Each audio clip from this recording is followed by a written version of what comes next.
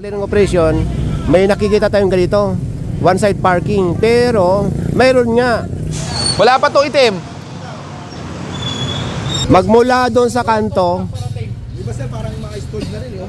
ipakita ko sa inyo, pababa. Andun na yung ibang tow truck. Ang dami nito.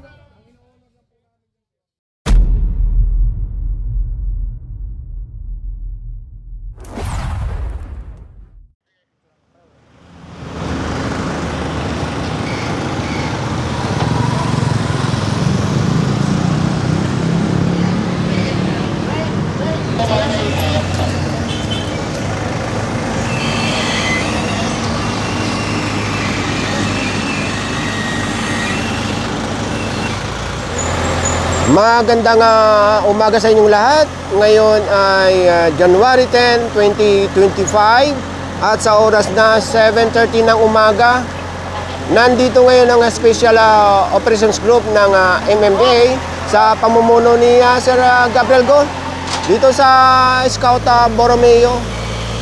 Malapit pa lang tayo sa kanto ng EDSA. Ang activities ngayong araw, papasadahang muli itong Mabuhay Lane, kasama na nga itong Scout Borromeo. So, ang activities ngayong araw, ito nga, patuloy ang clearing operation ng mga illegal parking sa kahabaan ng mga kalsada. Kasama na rin itong sidewalk. At ito nga, unang nadaanan ito, itong SUV. Ano ba ito? Patrol, Nissan Patrol. Inuulit ko lang mga kabayan, itong Mabuhay Lane ay bawal na bawal paradahan o parkingan 24/7. Okay, tara. May naatak na rin pala dito. After natin sa Scout Borromeo, kumaliwa dito sa Scout Tobias. O ito, matitikitan ito nakaharang sa sidewalk.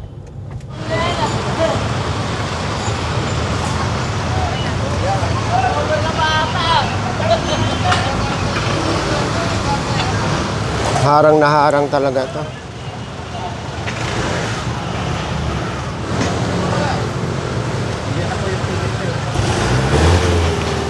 Dumating na yung may-ari, pero hinahatak na.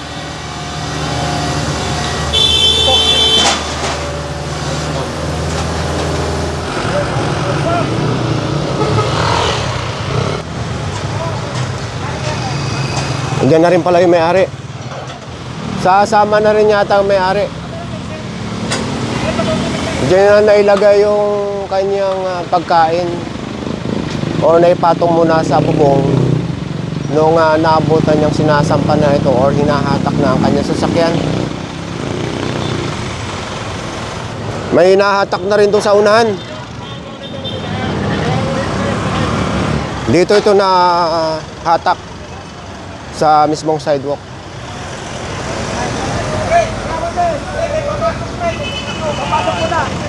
Nasa Scout Tobias pa rin tayo. Malamang itong hinahatak na ito nasa kanto. Nasa corner siya ng Scout Tobias saka Scout Fintabilla.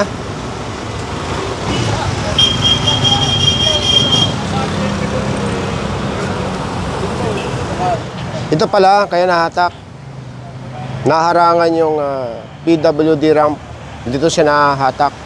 Magpa ganun pa man, hanggang dito siya sa kanto. Magmula doon sa kantong pinaghatakan, na naharangan din yung PWD ramp. Sa kabila, ganun din ang sitwasyon. Naharangan din ito. Ayan, gaytong-gaytong sitwasyon.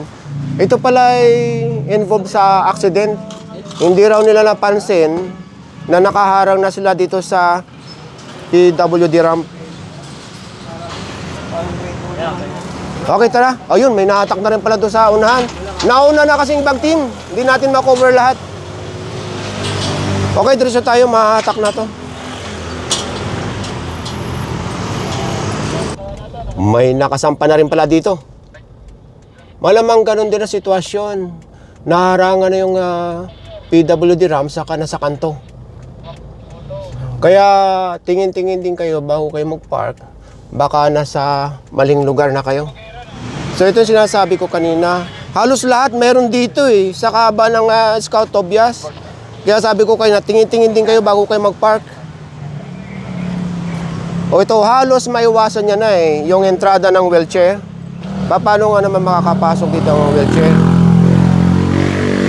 Andito naman yung driver. Kaya paalisin na lang. Kabilaan yan, no? Iwasan yung parkingan yan. Okay, tara. From Scout Tobias, kakanan dito sa Scout Chuatoko. Ito yung palabas ng A. Rodriguez.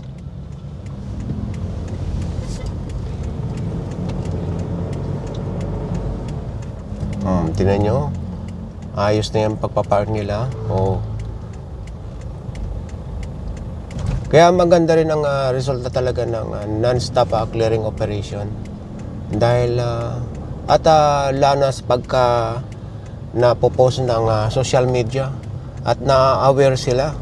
O ito, katulad nito, dati itong gate na ito naka perpendicular ang pagpapark niyan. Ito sa kanan. Ngayon naka horizontal na. Pakita ko lang sa inyo kung gaano kaganda.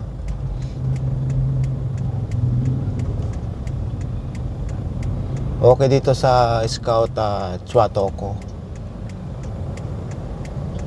From Scout Chuatoko, kumaliwa dito sa Scout Reyes. So itong unang nadaanan dito sa pagkaliwa ng tawag dito, Scout Reyes. At ayon sa enforcer, dito na talaga nakapark dahil malamig pa ang makina. Mahahatak din ito pagka hindi lumabas ang may-ari.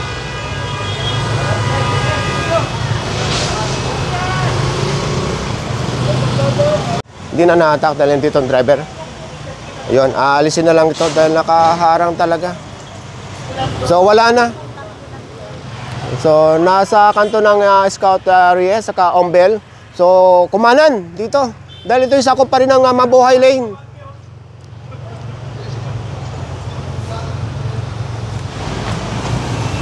Ang labas nito, A. Rodriguez. Barangay Rojas District pala yung nilakad natin. Ito pala yung umaapaw na creek. Isa sa mga umaapaw na creek. Parang ganun. O yan, pakita ko na sa inyo. Kasama ito sa Mabuhay Lane. Lakad ulit. Clarification ko rin sinabi ko kayo na isa sa mga creek na umaapaw ito. Ibig sabihin, pagka malakas ang ulan. Napasadaan na ito eh. Yung lugar na ito. Marami nakapark dito sa bandang kanan. May masasampa na dito. Doon sa nabanggit kong o sinabi kong maraming nahatak noon. Ito. Isa mahatak.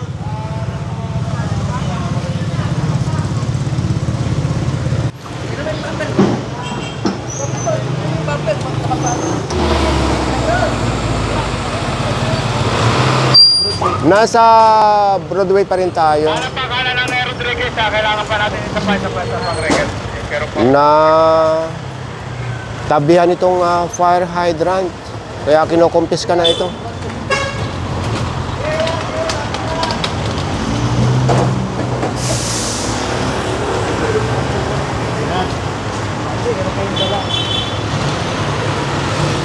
After natin sa Broadway, kumanan dito sa A. Rodriguez. Sa oras na 8:45 ng umaga, nandito pa rin tayo sa A. Rodriguez. Malapit na tayo sa Welcome Rotonda or antagos dito, Mayon. Nadaanan ito. Dalawa, SUV, saka itong tawag dito, Toyota Vios. Mukhang matagal na ito dito. Oh.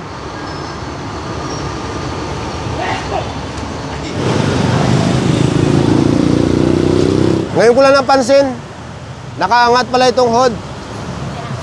So dito na inimbak. Basag din pala yung itong windshield. Itong Vios na ito na nasa una ng Fortuner, hindi ito mahahatak o hindi hahatakin dahil hinahanap ko mayroong malapit na police station dito. Baka involved ito sa accident. Ito namang Fortuner, wala naman tama eh. O wala man lang bangga. So wala pa rin yung may-ari. So ito na yung tow truck. Pero pag ganun pa man, tinikita nito.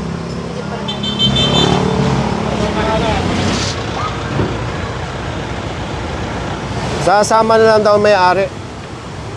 Dahil nung lumabas siya, naangklahan na. Okay naman yung may-ari dahil nakipagtulungan. So, andyan siya sa loob para mapaling ng maganda yung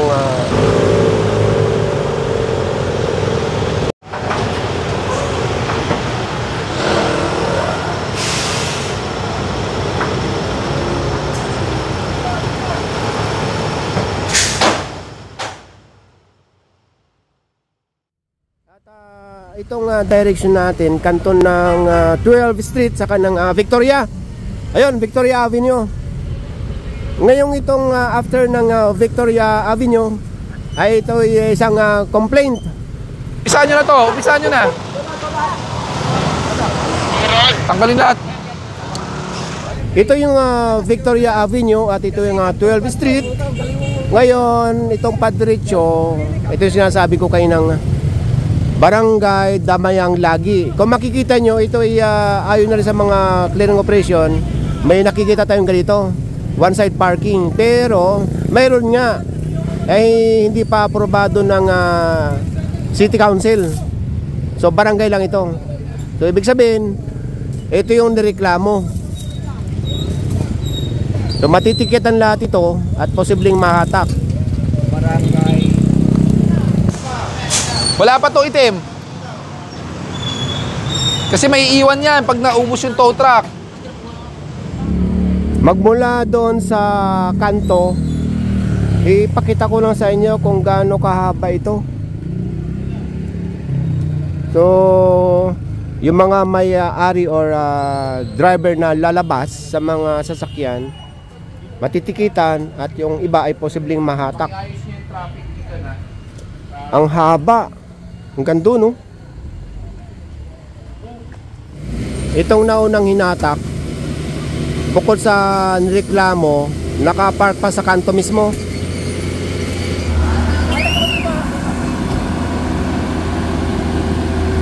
Ang arrangement ng paghahatak dito, isa-isa ang tawag ng towing truck. Papunta doon sa baba. Ibig sabihin, yung mga mahahatak doon sa unahan talagang hindi pa lumalabas. Dahil bago makarating doon ang ibang tow trucks ay ilang minuto na.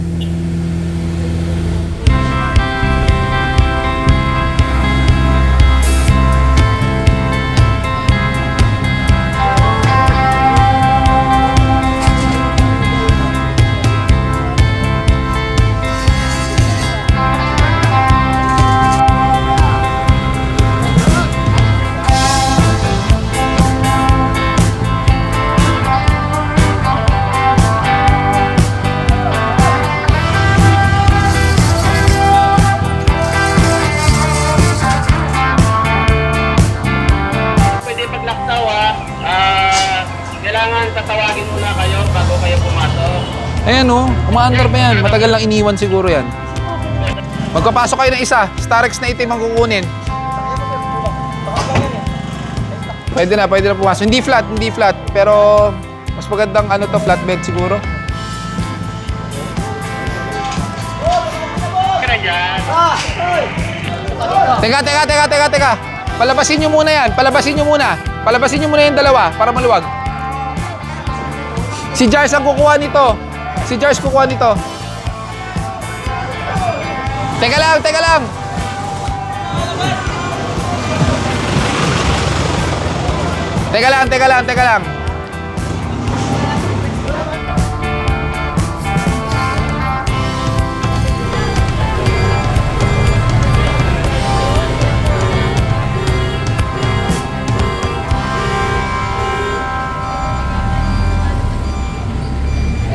Hindi, huwag tayo maglalaktaw. Para sunod-sunod. Ito muna. Sunod na tow truck, pasok. Honda CR-V.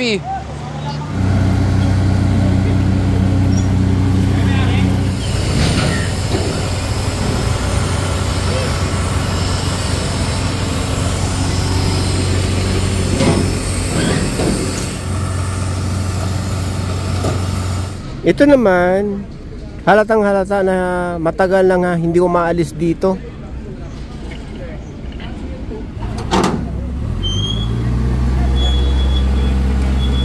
Pirmado naman po, pinakitaan kami ng ordinansa, barangay lang po, hindi po city. Opo. Maging considerate din kayo. Sir, I've been considerate. Naghihintay nga po ako kung may lalabas. Sir, may ticket po lahat yan. Lahat po yan meron. Saka sir, kung meron man kayong parking, hindi nga parking to, tinambak nyo dyan. Dito kami pinagpanood. Kung may parking man po, ang parking is iba po sa garahe. Diba? Tinan mo naman yung ilalim. Natin yun eh. Opo. Pinagbigyan kami ng one side na bagyan. May complaint po kasi. May complaint po. Hindi po namin pwedeng sabihin kung sino po. Data privacy po yun. Yung mga sasakyan na naagapan, o ibig ko sabihin lumabas yung mga may-ari or driver na nandito kanina, kung mapapansin nyo, yung mga pinanggalingan ng sasakyan, lalo na ito, matagal na nga hindi umaalis. Ayan yung iba dito pinasok sa unit na ito or tawag dito, condo residential. Ang daming pinasok na mga sasakyan dito. Nasa parting ibaba na tayo.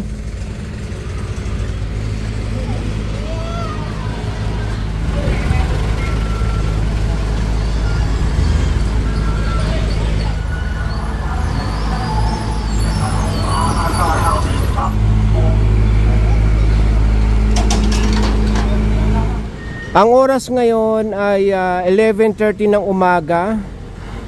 Napag-alaman natin na ang nahatak dito ay 13. Bukod pa dun sa mga natikitan at pinaalis nakaalis itong mga towing truck, ay wala nang makikitang mga nakapark dito. Mas matindi ang tinututukan ng camera. Matagal na hindi umaalis pagka ganyan. Mayroon pa pala dito sa unahan na nahatak.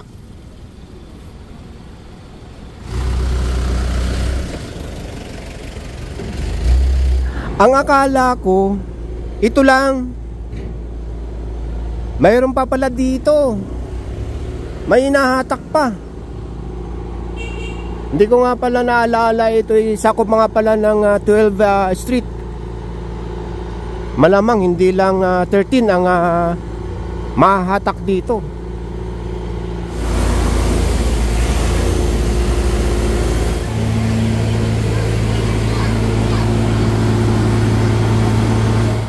Labing tatlo kanina yung nahatak doon sa pinanggalingan natin, plus dalawa dito. Ayan. So 15 ang nahatak. Ang oras ngayon ay 11:40 ng umaga. Okay, back to base na tayo.